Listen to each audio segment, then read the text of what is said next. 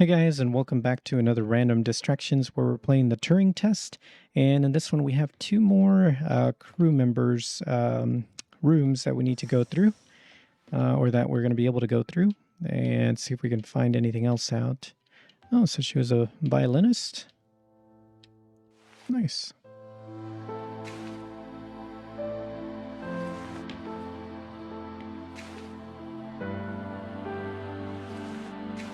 More of that Riluzole.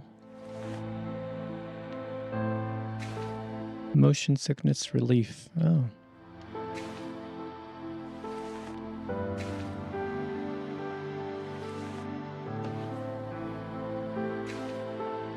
Oh, it's our wedding ring.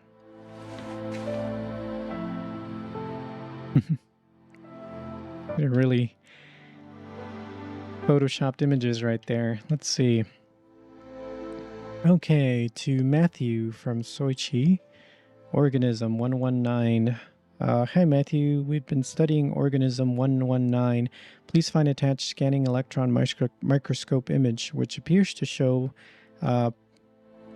pilus formation or gyrus formation. It's I don't know why this one's a little blurry or something. Let's see if I can. No, I can't turn it, or can I? No, maybe this way. Okay. Looks like pilus formation. Okay. We hypothesize that this is stress response due to high levels of radiation. We plan to infect a human cell line with organism 119 and perform irradiation experiments with flow cytometry. Would this be appropriate? It would be great if you could get the department to look at the SEM image. Kind regards. Okay. Hi, Sochi. It was great to see this image. Wow, yet more complex life on Europa. Deinococcus radiodurans might be worth looking at, as it survives very high levels of radiation here on Earth. Similarly, you should consider looking at Cephotobus. It's kind of blurry, so it's hard to read. Produces penicillin, I'm assuming, response to radiation, and uses, although that doesn't seem right, produces some sort of response to radiation and uses them to transfer DNA. Perhaps your organism uses a similar mechanism. Have you considered that organism 119 is transferring or scavenging DNA as a method of surviving radiation? As you well know, in terms of radiation, Europa receives 5.4 SV per day, over 300,000 times the level on Earth. The organism must have evolved such a high resistance to radiation as a necessity of survival. That said, the radiation beneath Theramacular is much lower due to the thick ice crust. Radiation experiments with flow cytometry around like an appropriate course of action. And then this one is to Matthew from Soichi. Hi Matthew, we have attached an image confirming that organism 119 attaches to human cells. We will proceed with the radiation experiments on these cell lines. We propose naming organism 119 Europa radiophilus. What do you think? And then that's the image. Hi Matthew, we have now run the irradiation experiments and confirmed that E. radiophilus does indeed seem to confer resistance to radiation. See attached. We assume survival is due to DNA damage repair. We tagged various DNA repair enzymes with GFP and have found that DNA double-strand break repair is occurring. See attached GFP images. And then, hi Sochi, sometimes amiss, we don't know what is performing the repair. The lab doesn't know how E. radiophilus, good name, could repair DNA. Have you considered that another organism may be in a symbiotic relationship with E. radiophilus, perhaps a virus? We ran PCR on the human cells exposed to E. radiophilus to see if there was a virus present. We have discovered an unknown virus which we have named unknown Europa virus, UEV. Gel electrophoresis image attached. This is phenomenal. You need to sequence this. Then we finished sequencing it. Data attached. It is a virus unlike any we have ever seen. Maybe we found a cure for senescence, a form of biological immortality. We are running some long-term tests on plants and mice to see the effects. The plants are clearly exhibiting longer lifespans than when exposed to the organism. We don't have the facilities here to continue testing. We're going on to human testing. We're going to use ourselves as subjects. It's the only way to accelerate progress. Ooh, okay. Well, that's not good. It's a nice bonsai.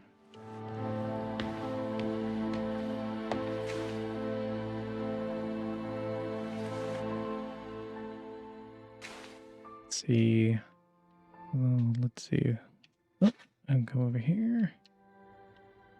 See, this one's to Sochi from Chris. So what is it you found then, Soichi?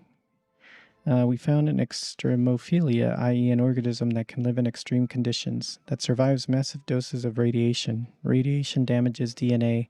The extremophile has a virus living inside it. The extremophile scavenges DNA from other organisms, which the virus uses to repair the extremophile's damaged DNA. Essentially, they work together to survive in what's called a symbiotic relationship. So, what's the implication? What does it do? In some ways, it is an immortal relationship. It doesn't seem to age biologically. Aging and death are ultimately caused by DNA damage. We have the ability to fix our DNA, but the ability is limited. This organism can repair damage caused by massive doses of radiation. If we could harness this power, we could potentially eliminate biological aging, what is known as senescence. So you found something that could make humans immortal? Not exactly. There are many causes of death other than DNA damage. It would not save you from trauma, from brain damage, from cardiac arrests, etc., but it could potentially cure cancers and many genetic diseases and massively increase life expectancy. And they decided to test it on themselves, huh?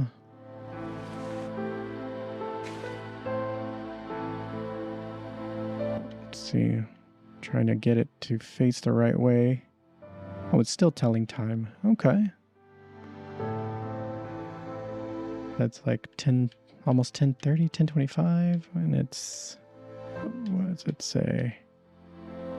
A Molex. Oh, gotcha. Molex watch instead of a Rolex. All right.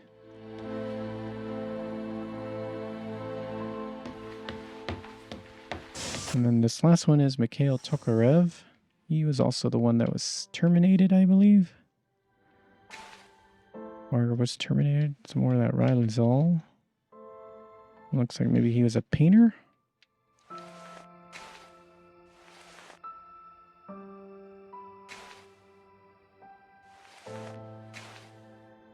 He had a dog.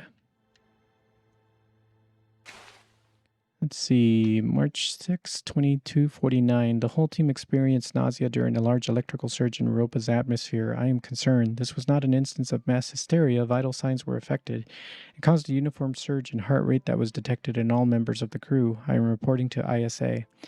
March 7th, I reported the nauseousness incident to the ISA. They offered an explanation of electrical disturbance to our central nervous system. That is ludicrous. An electrical surge large enough to affect our nervous system would have done more than make the team feel ill. I am going to experiment with some shock therapy. March 8th, I discovered the electronic field disturbed our telemetry implants in a way I didn't expect. I've contacted the ISA. Strangely, Tom was not comfortable with my attempts to disturb the implant. March 9th, the ISA have reported back informing me that I am not to disturb the implants. They have also encouraged me not to discuss this further with the team. I am continuing to investigate. March 11th. I've been running some experience outside of Tom's view. I can tell he knows this. He has been acting differently around me, like an offended child. I feel increasingly nauseous. These implants seem to have neural connectivity. Out-of-the-body experiences are more frequent now. March 16th, I have established a definite correlation. Against my knowledge, I have been implanted with a device that affects my mind. I use my opportunities in regular health checkups to investigate the crew. We all have them. Every single one of us is implanted with some mind-altering contraption. Tom has been encouraging the team to worry about any mental health. Oh, Tom has been encouraging the team to worry about my mental health. Got it. It sounded kind of weird when I read it. He requested I retire away from the crew. Misinformation. March 26. I cannot will myself to investigate this further. I grow tired quickly. I cannot think straight. I am not sure if the implant is affecting my thoughts anymore. I believe it is trying to subdue my mind. I think I'm going to attempt an excision. I am going to remove this implant. April 4th. I'm typing with my left hand now. The excision went wrong. I've successfully removed the implant. Unfortunately, I lost my hand in the operation. Tom is very angry. The crew refused to talk to me. Apparently, I'm a bad influence. Sarah patched me up. April 5th. I wonder if the nature of the organism and its disturbance of my DNA caused my awakening from Tom's influence. If so, that would make for a worrisome revelation. Perhaps his organism is not as friendly, or not so friendly. April 6th. Den informed me the ISA have called for my termination. My masochistic experiment proves I am a danger to the mission. Fortunately, he chose not to lock me in the brig. I'm going to investigate this implant further. I have to hide my work. The team are becoming increasingly aggressive. They seem to oppose my work to understand the implant. It does not help that Tom is encouraging them to distrust me. April 7th. I've discovered the nature of the implant. It is a complex computer. It interfaces with the human mind directly. It seems to condition the mind through Pavlovian and instrumental conditioning, eliciting feelings of euphoria when the wearer is obedient and dysphoria when they are disobedient. It also has the effect of suppressing impulses in the frontal lobe, presumably to lower free will. It seems to interface crudely with motor neuron cells through the cerebellum. It is my hypothesis that the crew is controlled by this implant. That is their strong aversion to helping me. I need a method of suppressing its impact. Perhaps a drug, Riluzole? Maybe an antidepressant to minimize the conditioning effects. Combined with a strong electromagnetic field, I could use one of the industrial electromagnets from the construction robots. April 8th. I have managed to get Chris on my side. He has agreed to test some medical procedures with me in private. It will be more difficult one-handed, but I must persevere. I am hoping to keep this out of the eyes of Tom, though I have a feeling he will be listening. Oh, okay, so maybe that's why the captain is... Or no, that he said it was Chris, right? Chris, okay. Oh. So both he and Chris were the ones that were working on these implant things. And there's this painting stuff. Oh, morphine. Or at least... Well, that's weird. The label's disappeared. Okay. Yeah, there it is. And then it's gone. Okay. Little glitch there.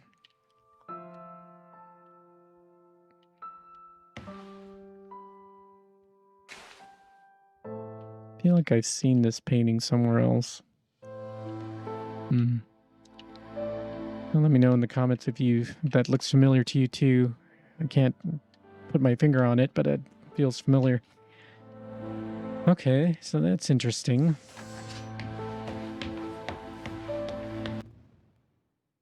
Oh, we made it to the next chapter, I think.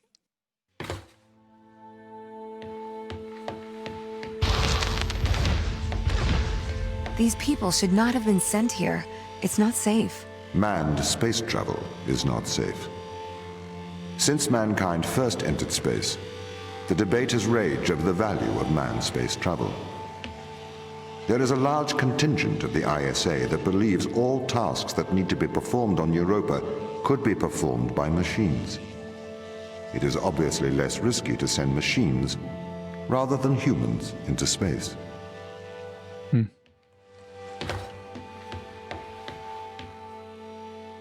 Power containment, status light, handle, firebox delivery system. Oh, nice. Can I get more than one?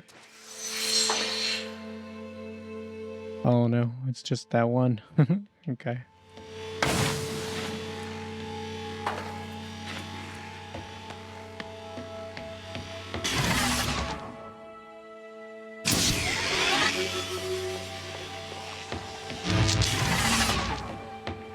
Oh, so that was powering this.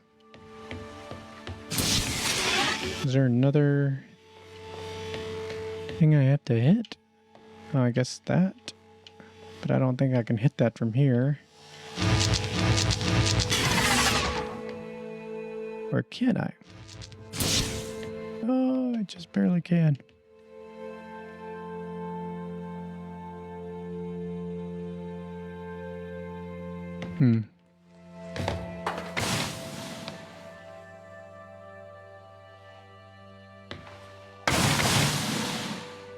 Oh, what happened?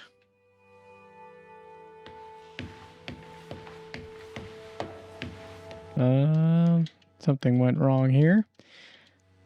Well, that's not good. Oh, I know why. The controller, the battery in my controller died. So let's see if I did it. And unfortunately, it's causing my keyboard to act up as well. All right. Well, I'll go ahead and end the video here for now while I want to go and get some new batteries for my controller. But thanks for joining me for another random distractions video. Would definitely appreciate a like, of course, and make sure to hit that subscribe button and hit the notification bell so you'll know when the next one drops. And until then, hope you have a good one.